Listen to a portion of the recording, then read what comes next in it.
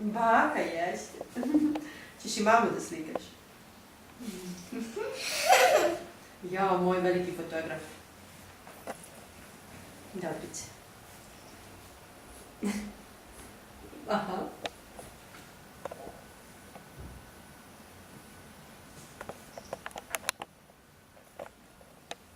Ovdje isto namesti guzu i ispruži rukice i slika. Ali ide redom, slika svoje ove papuče, čarape, sve redom tako. I sve znaš šta je šta, ide i slika to.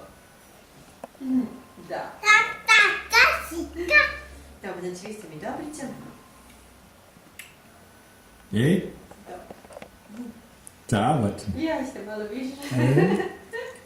Ali da, ne mogu da kažem. Fino ga je ovo šišao, pa je jako srećan. Ti slikaš sa svojim aparatom, tata sa svojim. Zrno da je baš fino, baš sam iznenađena.